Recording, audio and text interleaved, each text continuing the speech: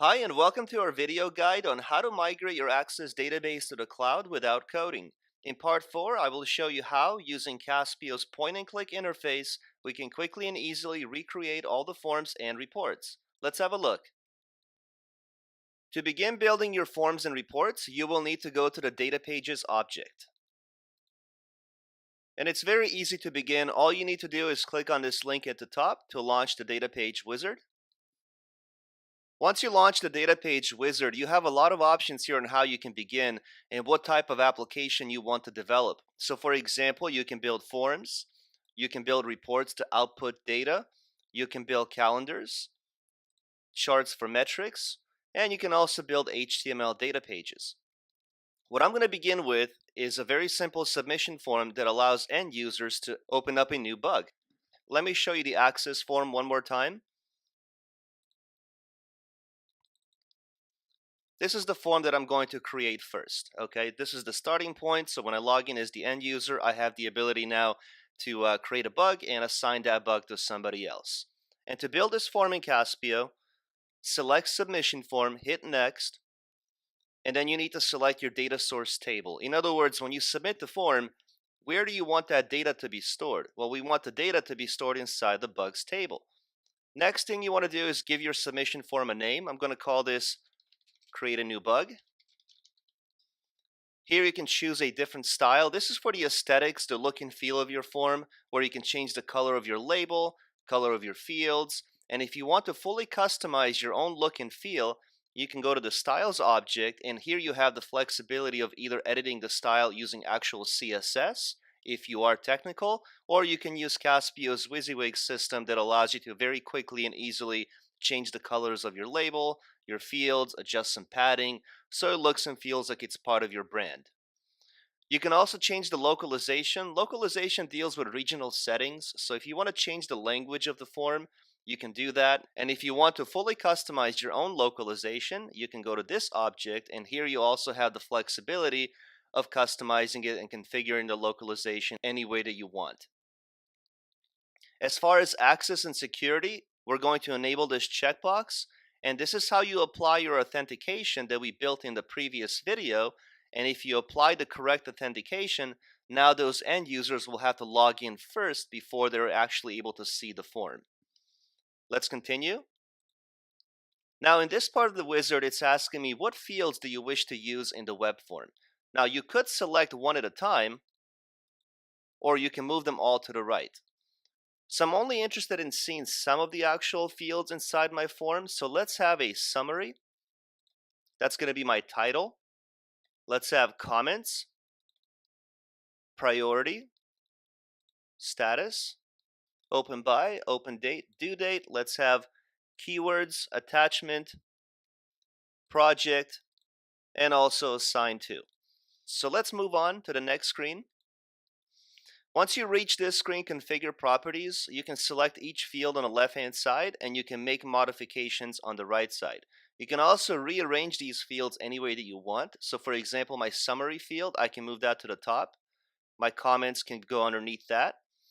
Then we have our category, we have our priority, status, open by, open date, due date, keywords, attachment, project can go up a little bit.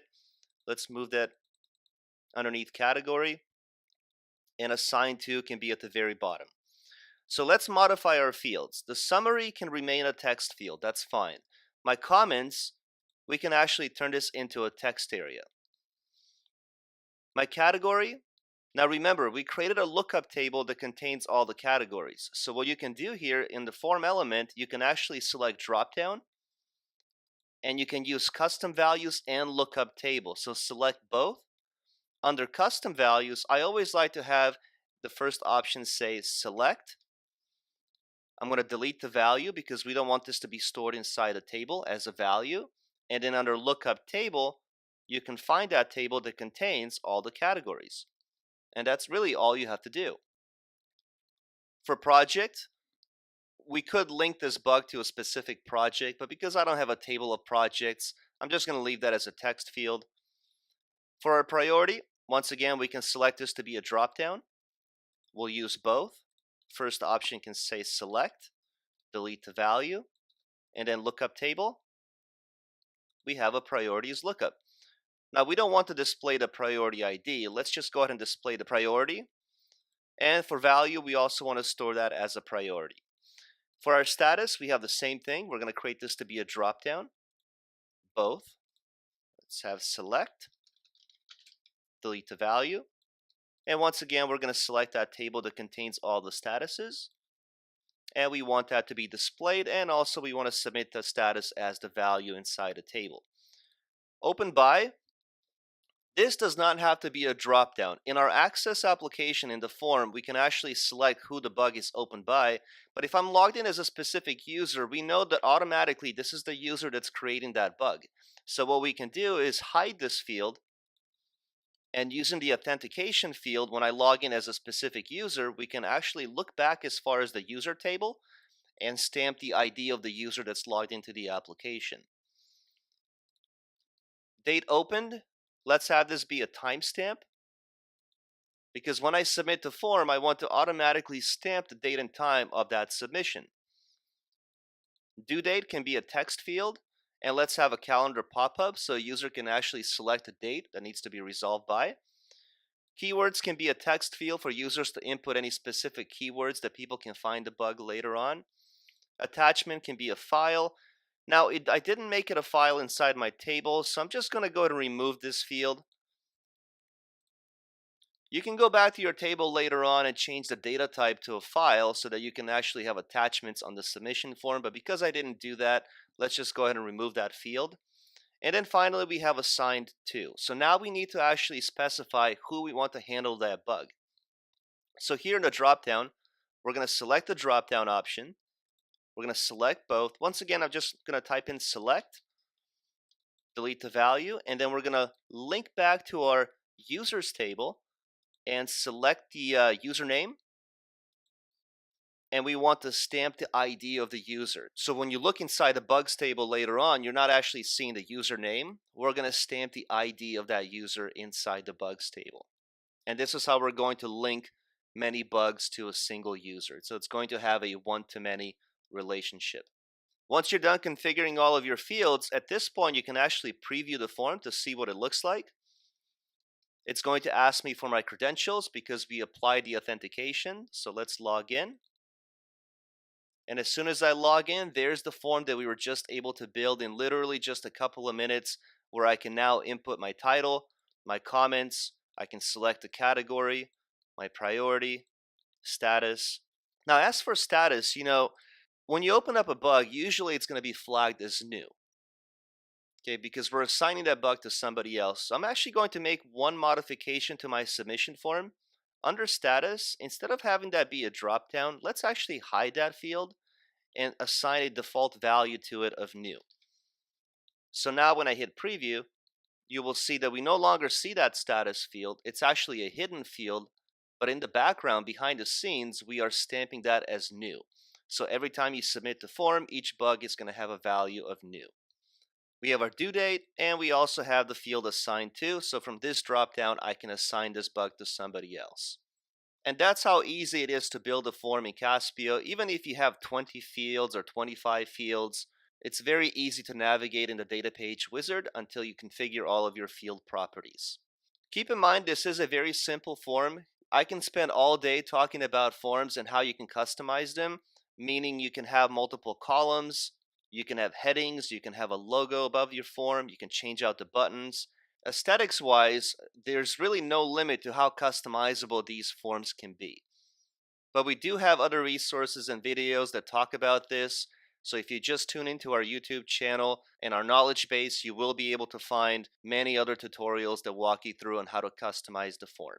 Once you're happy with the way the form looks, let me close the preview screen.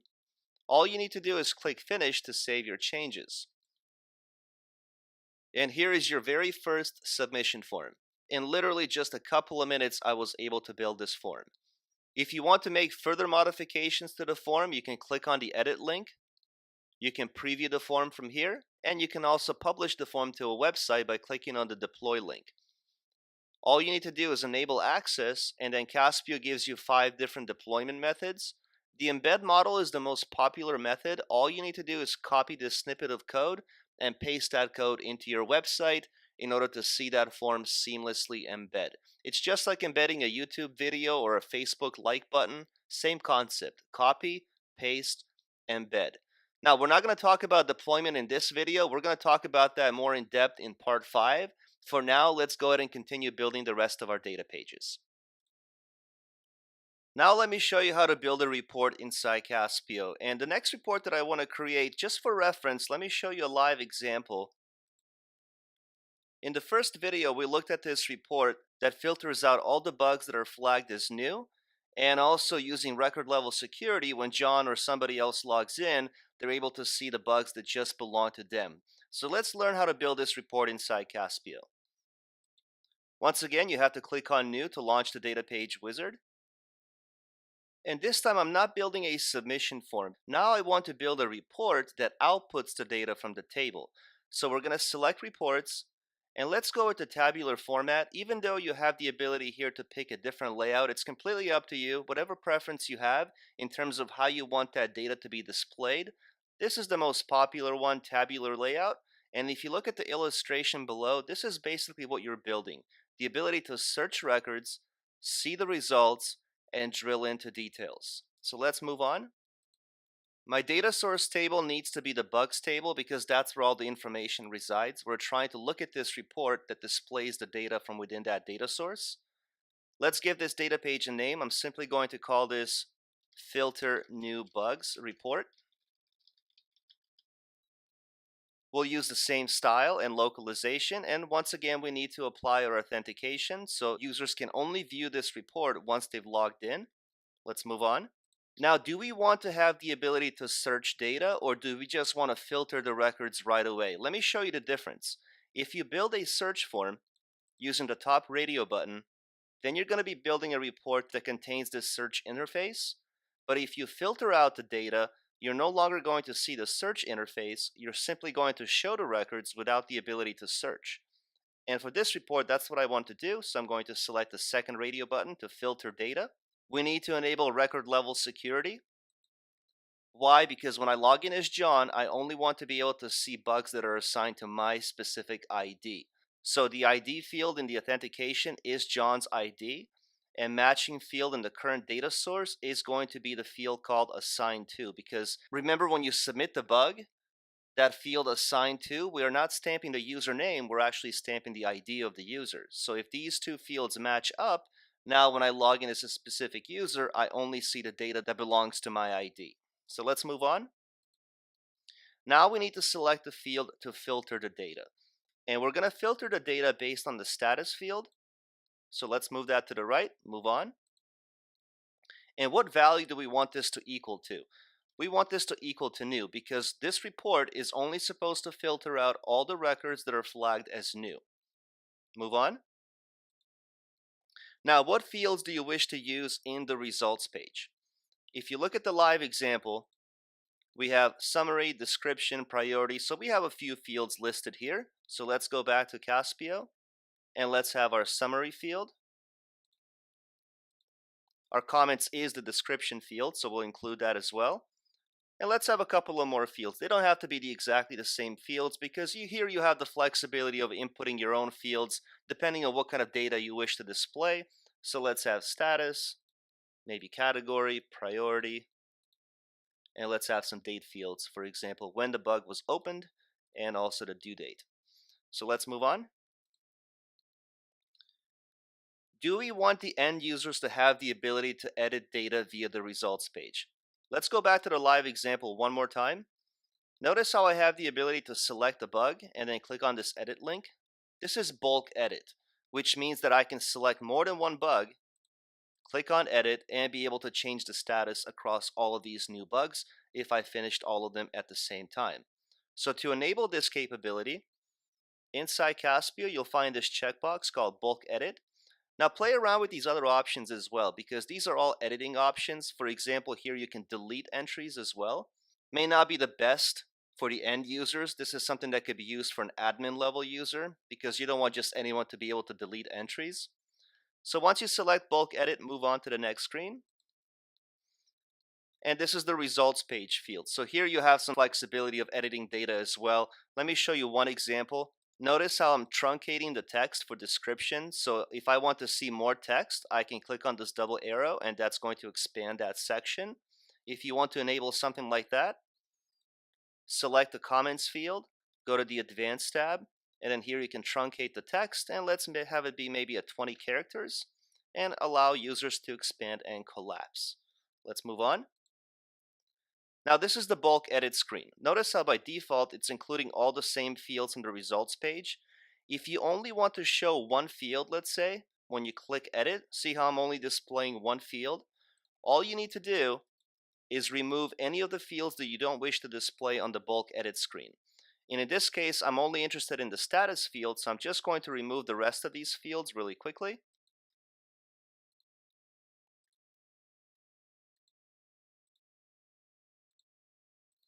And let's have these two fields as well be removed. Now you can include them if you want. It's completely up to you.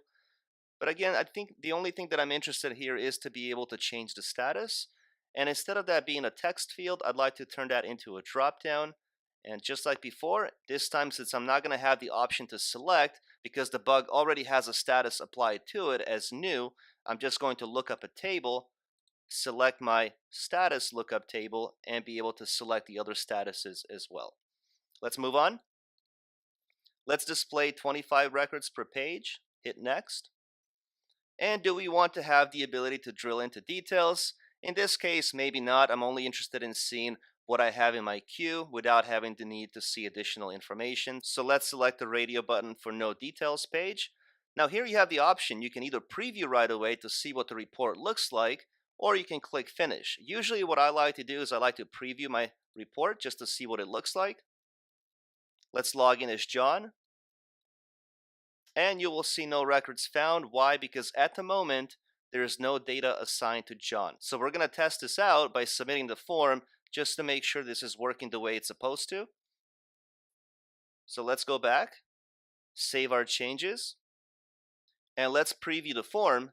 And very quickly, let's just go ahead and create a new bug. So we'll say some text, some more text. Let's just enter in some dummy data.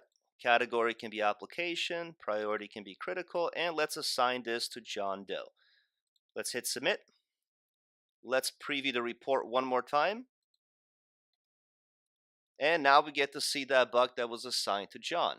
So very quickly, you can actually test this out yourself. Once you've built both of these data pages, now when you submit the form and assign it to John using record level security, when John logs in, he should be able to see that data now. On the flip side, if you were to assign that bug to somebody else, let's take a look. Let's just close a few of these preview screens. Let's preview the form one more time. More text, more random text. And let's assign it to, how about Sarah Smith. Hit submit. Let's preview the report one more time. And we don't actually see that bug because that bug was assigned to Sarah Smith. Let's close the preview screens. And just like that, in a couple of minutes, we were able to build a submission form that allows end users to create a new bug and assign that bug to somebody else. And using record level security and filtering, we were able to build a report that displays data based on the status and also to show the data to specific users that are logged into the application using RLS or record level security.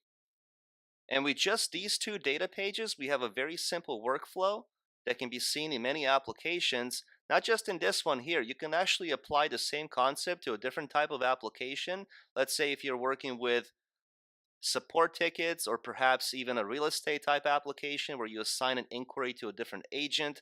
There are many different use cases that this type of a workflow can be applied to. The next report that I want to build is very similar to the one that we just created. The only difference is this report is listing all the bugs that are flagged as new, whereas this one is showing me all the bugs that are currently in progress. That is the only difference. And there's a very simple way in Caspio to create this type of a report. In fact, you don't have to build a new data page from scratch. All you need to do is click on more and make a copy of the one that you just created. And let's give this a name. We're going to call this filter in progress report. Click save. So remember, it's the same exact data page. I do need to make one minor modification to it. So we're going to click edit. Click next a few times. And once you reach this screen where we assign the value of new, this time you want to change that to something that's called in progress, because this report should only filter out the bugs that are flagged as in progress. So let's hit finish to save our changes. And now when I hit preview, you see no records found. Why? Because John currently doesn't have any bugs that are in progress. But we can fix that very quickly. So let's take a look at the workflow. Let me close the preview screen. Let's open up the report that filters out the new bugs. Select that bug, click on the edit link, and as you can see, I have this nice drop down that allows me to change the status. I can say in progress, hit update. This report no longer shows this bug, but if I go back to the one that we just created that shows all the ones that are in progress, now you get to see that bug. So very simple workflow with 3 different data pages that we have created so far, where we get a chance to create a new bug, see all the new bugs, and also be able to track all the ones that are in progress. The 4th data page that I want to build is the one that actually has the search interface. For reference, let's take a look at a live example. So when we go to manage bugs, you see we have this nice ability to be able to pull up all the bugs based on who the bug is assigned to, based on priority. So if I want to see all the ones that are critical, I can select that, click search, and it's going to list me all those bugs. So let's learn how to build this search interface. And just like before, you don't really have to build a new data page. All you need to do now is just make a copy of an existing one. And let's give this a name. Manage bugs, report, click save. And let's click edit because we do need to make modifications to it. Let's hit next. We don't need to make any changes on this screen. Let's move on. And now on this screen, we're no longer filtering data. I would like to build a search interface. And down below, this record level security, it's completely up to you. If you still want users to see just their own bugs, you can enable that checkbox. However, if you want the end users to be able to see all the bugs that have been assigned to all the different end users, you can disable that checkbox and move on. Now it's asking me what fields do I want to include on the search interface. Now you can include as many fields as you want, but just for the interest of time, I'm only going to include a few fields. So for example, I may have a status field, summary field, and those are the only 2 fields that I'm going to include. Again, just because of interest of time, if you want to learn how to set up a date range, we have many other videos in our knowledge base and written articles that will demonstrate how to do that. But for now, let's go ahead and select these 2 fields and move on. And let's configure the 2 search fields. Now this is very easy to do in Caspio. In fact, I'm going to put the summary field on the top. And notice how the comparison type for my summary field is set to equal by default. What that means that you have to know the exact summary title in order for you to pull up those bugs. However, what I'm going to do is actually use a contains comparison type. So even if you type in a letter and click search, it's going to display all the bugs that contain that letter. So it's a much easier way to find the bugs. My status field, I'm going to turn this into a drop-down. And like before, what I would like to do is select both. And my very first option, I'm going to say search any. Delete the value. And my lookup table, I'm going to find my table that contains all the statuses. And then click next. These are my results page fields that I selected in the previous report. If you're happy with these fields, you can include them. But since I'm not using record level security, I would like to use this field as well and group my data based on who the bug is assigned to. So I'm going to move that field to the right as well.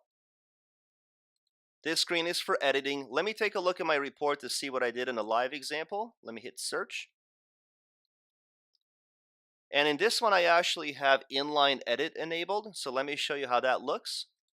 You're going to deselect the bulk edit and select inline edit. Now you could have both of them selected. Again, it's completely up to you. You have the freedom and flexibility to configure your own data pages the way you see fit. So let's move on.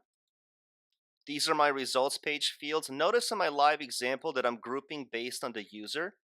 So we can do that as well. I can come back here, I can move this field to the top, and I can enable data grouping, and let's have this be a collapsible group and have it be expanded by default.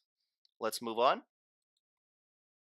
Let's show 25 records per page. We're not going to make any changes here. And once again, I'm just going to disable the details page, hit preview to make sure everything looks okay. And here's my search form.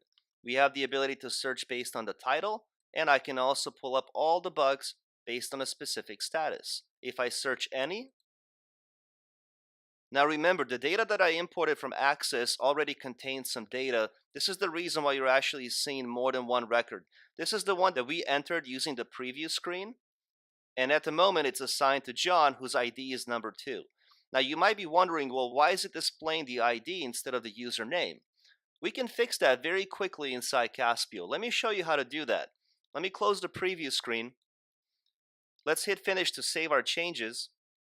And all you need to do is go back to your tables, click on relationships, and what you need to do is edit the relationship between your users table and also your bugs table. Remember, when you submit a bug, we're stamping the user's ID in this table. This is the reason why it's displaying the ID. However, if you edit that relationship, we have the ability here to display a different value from the parent table. So instead of displaying the ID, we can actually pull any of these values from this table. So for example, I want to display the username, and I want to display that in a data page. So if you select and check this box here and hit save, and then OK, go back to data pages now, preview the report once again, click search, and you should now be able to see the username instead of the actual ID. We have other tutorials that teach you how you can concatenate fields together into a single field. So instead of displaying the username, you could actually combine the first and last name into an additional field and then display the actual name with the first and last name instead of the username. We're not going to talk about that in this video, but again, if you check in with Caspio's employees or even in our knowledge base, somebody is going to be able to help you with that, and it's actually very easy to do using a formula field inside a table. And as you can see from this report, we have a nice ability here now to group data. We can also collapse these sections. Let's close the preview screen. And let's learn how to build a form to submit comments and also have the ability to track comments. Now for these two data pages, I'm going to move a little bit faster because we now know how to build a form and we also know how to build a report. So I'm going to pace myself a little bit faster, but if you need to pause the screen, go ahead and do that. To build a form, once again, click on the new data page. I'll need a submission form to input my comment. I'm going to select my comments table as my data source. Let's call this add new comment. Let's apply our authentication and move on. On my submission form, I would like to have the foreign key bug, user ID, the timestamp, and also the comment. Let's continue. Now, as far as the bug ID, I do need to actually submit the ID in the comments table so that we can link the comments to the actual bug. So for this, I'm going to select a dropdown. We'll do both. The first option will be select, delete the value, and my lookup table is going to be the bugs table, and I'm going to select my summary to display the name of the bug, and I want to stamp the ID of the bug. For the user ID, we're going to hide this field, and we're going to use the authentication field ID so that we can stamp the user's ID upon submission. My timestamp will be a timestamp, and my comment can be a text area so that we can see what we're typing inside the comments section. If you'd like to see what the form looks like, you can hit preview. And there you have it. So now I have the ability to select the bug and provide my comment and submit it. If you're happy with it, just click finish to save your changes. Now let's see how to build a report to track comments. We're going to build a new data page. Select reports, continue. My data source table needs to be the comments table because that's where all the data resides. And let's call this very simple manage comments, restrict access, and continue. We'll need a search form. Let's move on. And let's try to find all the comments based on the bug name. Continue. I'm going to turn this field into a drop-down. I'll select both. My first option will say search any because I want to be able to pull all the comments for any bug. Delete the value. And then my lookup table is going to link to my bugs table, and I want to be able to display the bug name, which is the summary field, and also the ID of that bug. Let's continue. On my results page, I'll display the name of the person that submitted the comment, the timestamp, and the comment itself. Continue. I'm not going to enable any editing. You can if you want to. Let's move on. My results page, I don't need to make any changes here. Let's continue. Let's show 25 comments for each bug. And here, let's disable the details page. And when you're done, click on Finish to save your changes. Let's preview. And as you can see, now I can find all of my bugs. Once I find the one that I want to see all the comments for, I can click Search. And there's my report that displays the comment for that specific bug. And we can also see who the user was. Now again, just like before, we can replace the ID with the actual username. And to do that, we go to the relationship screen. First, we'll need to go to Tables, Relationships. And this relationship is between the users table and also the comments table because we're stamping the user ID inside the comments table. So edit that relationship. And what we want is we want to display the username inside a data page from the parent table. Save. Let's save our layout.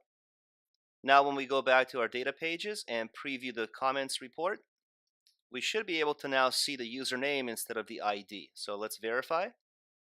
And now you get to see the actual username. Now, when it comes to displaying one-to-many relationships inside Caspio, there are many different ways of doing this. In fact, you could have the bug details and all the comments underneath the bug. It's a slightly more advanced setup by using parameters and passing parameters via the URL, which is something that we also teach you. So if you do want to have a different display and how your data is displayed via the web, you could actually combine multiple data pages into a dashboard view to be able to display information from multiple tables. In this example, we don't do that. This is using a more simpler method, but you do have some more advanced capability how you display the data. Let's close the preview tab. And for the last two data pages, I'm going to show you how quickly we can put together a very simple pie chart that's a distribution of all the bugs by status. And to do that, we're going to build a new data page. Select Charts, and I'm going to choose a pie chart. Continue. I'm going to need my bugs table as my data source, and let's give this data page a name. We're going to call it Total Bugs by Status. Restrict access. Continue. No need for a search form. Let's just display the chart and continue. We're not filtering based on any fields, so let's just continue. And now let's configure the properties of the chart. The first thing I'll do is give it a title.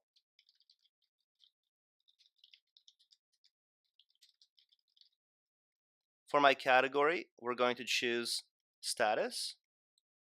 For my value, let's just include the summary name. And all you need to do is just count the number of bugs you have inside a table. Let's not have it be based on percentage. And right away from here, we can preview the chart to see what it looks like. Now we can see that we have 8 bugs that are new and we have 1 bug that's in progress. And that's how quickly you can actually build a chart inside Caspio. Let's close that preview tab. And for the last data page that we're going to build is a line chart that shows all the bugs per month. So let's click on New Data Page. Go down to Charts.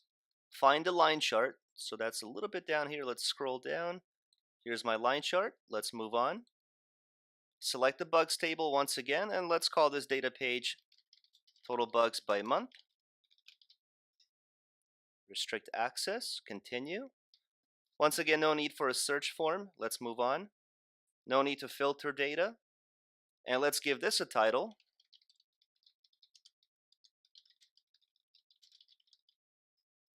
For my data source settings, I'm going to have the second radio button, which uses a separate field for each series. On my x-axis, we're going to plot months. So let's select our date open field and let's group based on the month. For my y-axis, we're going to have total bugs. And for my value, what we're trying to compute here is totals. So let's grab the summary field and let's just do a very basic count for the aggregation. And we're going to use a marker. Let's have a diamond. Let's preview the chart. And there's my line chart. We can see that in the month of April, we had one for the month of May, June had 2, and July we had 5 bugs opened up. Very simple line chart, very simple pie chart. In a matter of minutes, you can put together some nice charts that give you metrics. And if you put the charts side by side on a single web page, you can have a dashboard effect. It's just a great way to see trends and how the data can be visually represented using charts. Let me close this tab. And once you're done, just go ahead and save your changes. And that's it. We are done with the application. I hope that you enjoyed the build, and I hope that you saw how easy it was to actually build these data pages in Caspio. We didn't use a single line of code. Everything that we did was point and click. Join me in the final video of this video guide where I teach you how to deploy these data pages onto a website so the end users can log in via the web and be able to access the entire application. Thanks for watching part 4, and I hope to see you in the final video.